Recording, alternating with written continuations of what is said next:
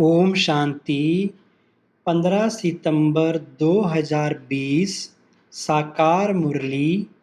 आज की मुरली का सार है, मीठे बच्चे, बाप आए हैं तुम्हें ज्ञान का तीसरा नेत्र देने, जिससे तुम सृष्टि के आदि मध्य अंत को जानते हो। प्रश्न है, शेरनी शक्तियाँ ही कौन सी बात हिम्मत के साथ समझा सकती हैं? उत्तर, दूसरे धर्म वालों को यह बात समझाना है कि बाप कहते हैं तुम अपने को आत्मा समझो, परमात्मा नहीं। आत्मा समझकर बाप को याद करो तो विकर्म विनाश होंगे और तुम मुक्ति धाम में चले जाएंगे। परमात्मा समझने से तुम्हारे विकर्म विनाश नहीं हो सकते। यह बात बहुत हिम्मत से शेरनी शक्तियाँ ही समझा सकती हैं। समझाने का भी अभ्यास चाहिए। गीत, नयनहीन को राह दिखाओ प्रभु। ओम शांति। बच्चे अनुभव कर रहे हैं, रूहानी याद की यात्रा में कठिनाई देखने में आती है। भक्ति मार्ग में दर दर ठोकरें खानी ही होती हैं।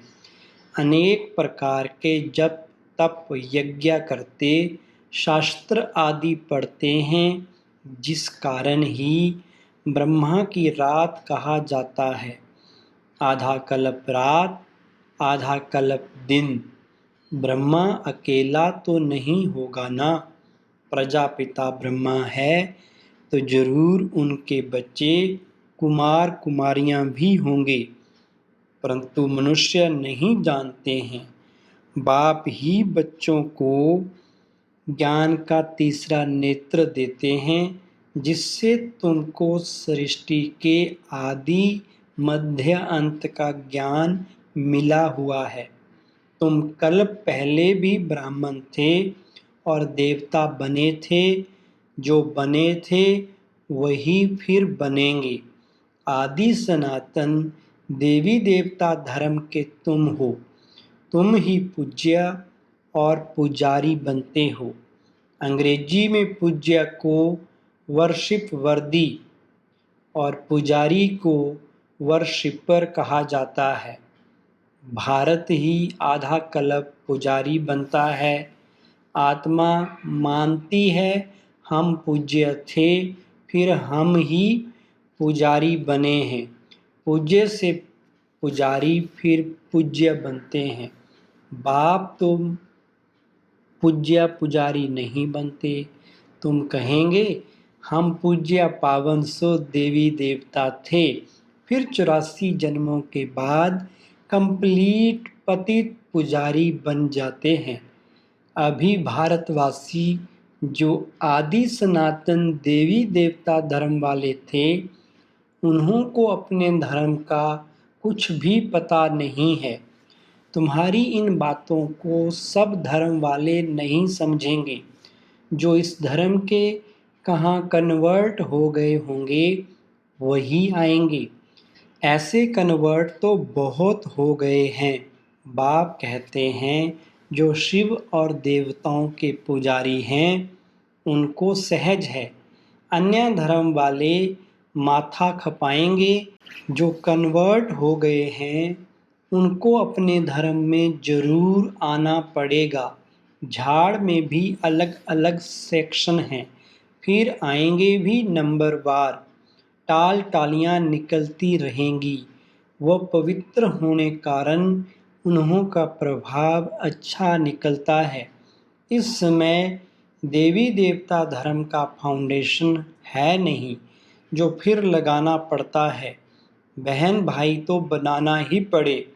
हम एक बाप के बच्चे, सब आत्माएं भाई भाई हैं, फिर भाई बहन बनते हैं। अब जैसे कि नई सृष्टि की स्थापना हो रही है, पहले पहले हैं ब्राह्मण। नई सृष्टि की स्थापना में प्रजापिता ब्रह्मा तो जरूर चाहिए। ब्रह्मा द्वारा ब्राह्मण होंगे। इनको रुद्र ज्ञान यज्ञ भी कहा जाता है। इसमें ब्राह्मण जरूर चाहिए। प्रजापिता ब्रह्मा की औलाद जरूर चाहिए। वह है ग्रेट ग्रेट ग्रैंडफादर। ब्राह्मण हैं पहले नंबर में चोटी वाले। आदम बीवी एडम ईव को मानते भी हैं। इस समय तुम पुजारी से पूज्य बन रहे हो। तुम्हारा सबसे अच्छा यादगार मंदिर दिलवाड़ा मंदिर है। नीचे तपस्या में बैठे हैं, ऊपर में राजाई, और यहाँ तुम चैतन्य में बैठे हो। या मंदिर खलास हो जाएंगे, फिर भक्ति मार्ग में बनेंगे। तुम जानते हो अभी हम राजयोग सीख रहे हैं, फिर नई दुनिया में जाएंगे। वो जड़ मंदिर, तुम चैतन्य में बैठे हो। मुख्य मंदिर या ठीक बना हुआ है। स्वर्ग को नहीं तो कहाँ दिखाएंगे? इसलिए छत में स्वर्ग को दिखाया है। इस पर बहुत अच्छा समझा सकते हो। बोलो भारत ही स्वर्ग था, फिर अब भारत नरक है। इस धर्म वाले झट समझेंगे। हिंदुओं में भी देखेंगे तो अनेक प्रकार के धर्मों में जाकर पड़े हैं। तुमको बहुत मेहनत करनी पड़ती है निकालने में। बाबा ने समझाया है, अपने को आत्मा समझ, मामेकम याद करो, बस। और कुछ बात ही नहीं करना चाहिए। जिनका अभ्यास नहीं, उनको तो बात करनी भी नहीं चाहिए, नहीं तो बीके का नाम बदनाम कर देते हैं।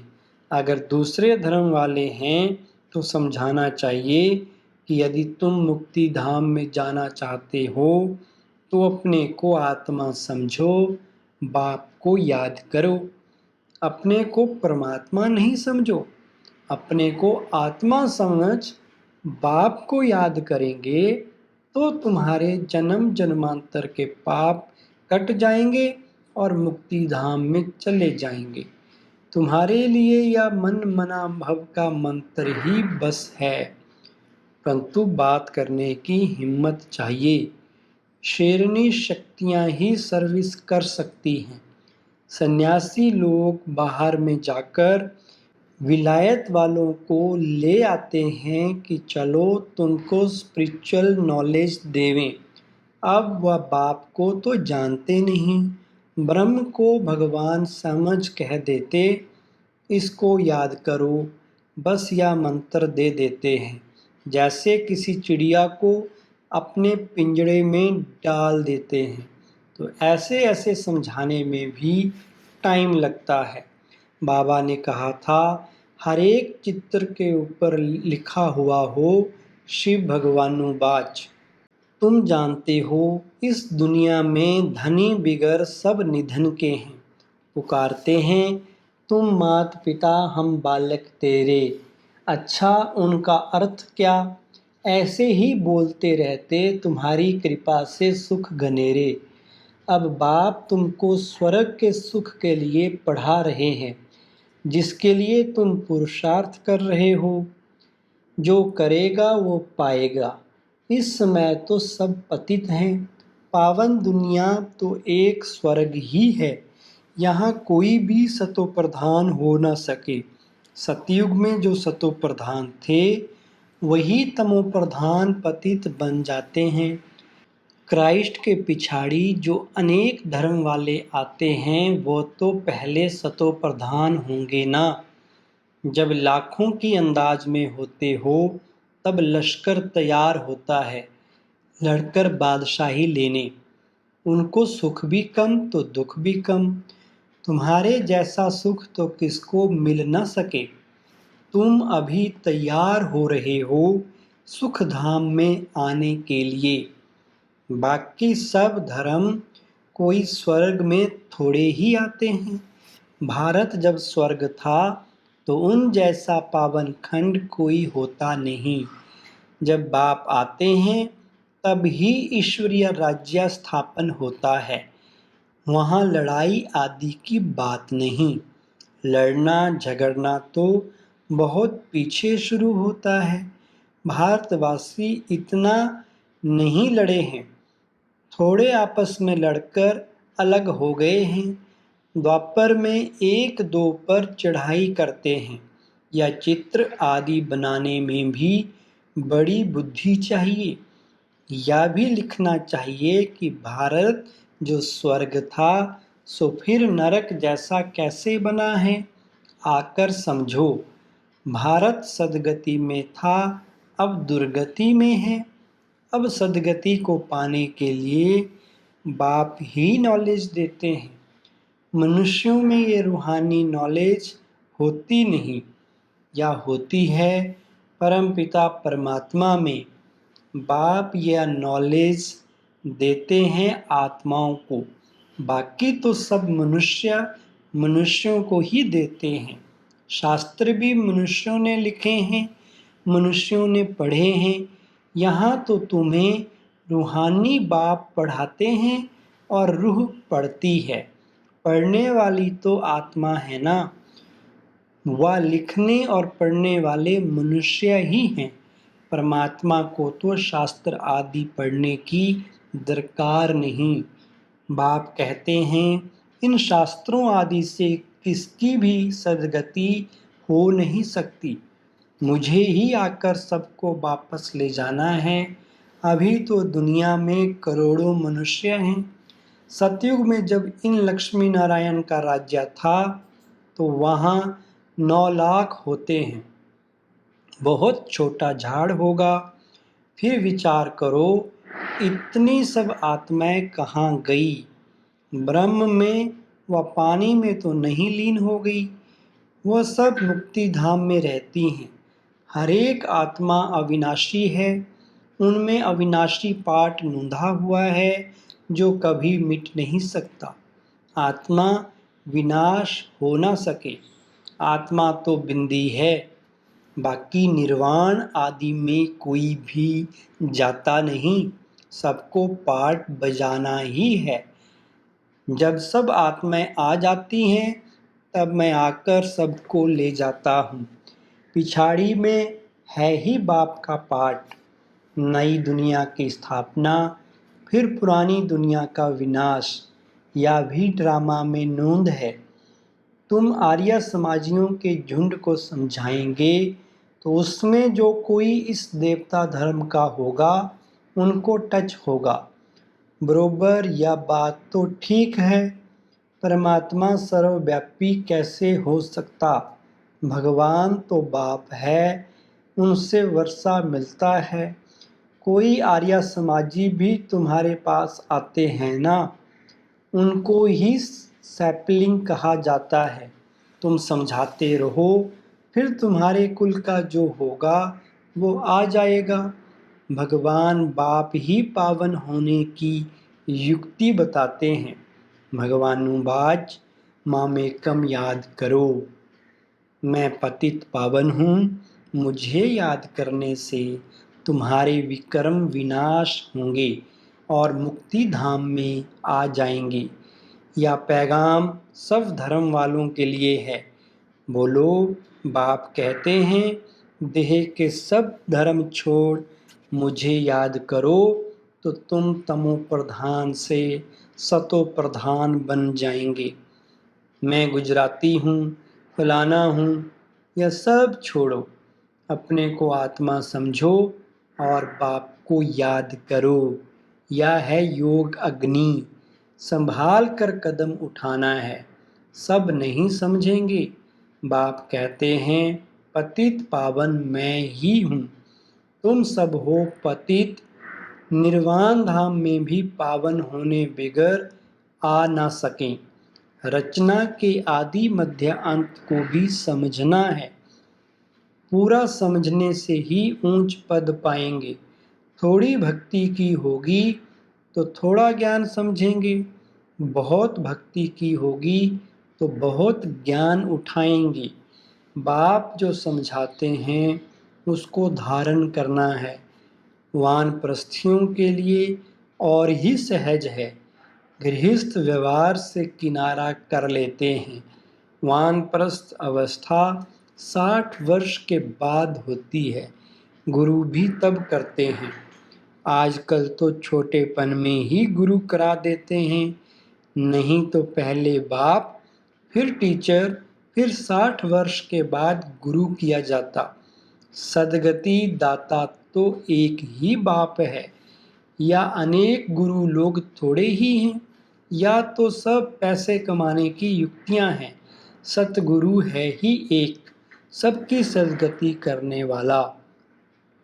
बाप कहते हैं, मैं तुमको सब वेदों शास्त्रों का सार समझाता हूँ। यह सब है भक्ति मार्ग की सामग्री। सीढ़ी उतरना होता है। ज्ञान, भक्ति, फिर भक्ति का है वैराग्य। जब ज्ञान मिलता है तब ही भक्ति का वैराग्य होता है। इस पुरानी दुनिया से तुमको वैराग्य होता है। बाकी दुनिया को छोड़ कहाँ जाएंगे? तुम जानते हो यह दुनिया ही खत्म होनी है। इसलिए अब बेहद की दुनिया का संन्यास करना है। पवित्र बनने बगैर घर जा ना सकें। पवित्र बनने के लिए याद की यात्रा चाहिए। भारत में रक्त की नदियाँ होने के बाद फिर दूध की नदियाँ बहेंगी। विष्णु को भी क्षीर सागर में दिखाते हैं। समझाया जाता है, इस लड़ाई से मुक्ति जीवन मुक्ति के गेट खुलते हैं। जितना तुम बच्चे आगे बढ़ेंगे उतना ही आवाज़ निकलता रहेगा। अब लड़ाई लगी कि लगी, एक चिंगारी से देखो आगे क्या हुआ था। समझते हैं कि लड़ेंगे जरूर, लड़ाई चलती ही रहती है। एक दो के मददगार बनते रहते हैं। तुमको भी नई दुनिया चाहिए तो पुरानी दुनिया जरूर खत्म होनी चाहिए।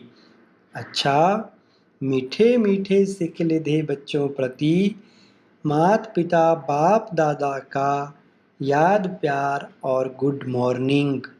रूहानी बाप की रूहानी बच्चों को नमस्ते।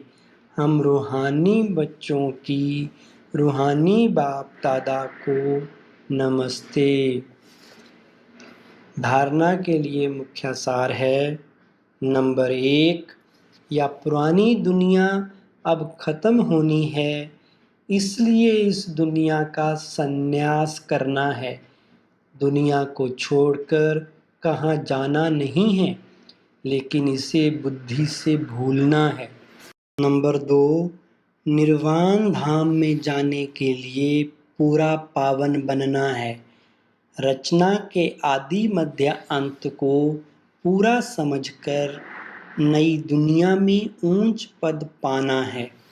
वरदान, अलबेलेपन की नींद को तलाक देने वाले, निद्राजीत, चक्रवर्ती भव। वरदान का विस्तार है, साक्षात्कार मूर्त बन। भक्तों को साक्षात्कार कराने के लिए अथवा चक्रवर्ती बनने के लिए निद्राजीत बनो। जब विनाश काल भूलता है तब अलबेलेपन की नींद आती है। भक्तों की पुकार सुनो, दुखी आत्माओं के दुख की पुकार सुनो, प्यासी आत्माओं के प्रार्थना की आवाज़ सुनो, तो कभी भी अलबेलेपन की नींद नहीं आएगी। तो अब सदा जागती ज्योत बन अलबेलेपन की नींद को तलाक दो और साक्षात्कार मूर्त बनो। स्लोगन, तन मन धन, मन वाणी कर्म किसी भी प्रकार से बाप के कर्तव्य में सहयोगी बनो तो सहज योगी बन जाएंगे। ओम शांति।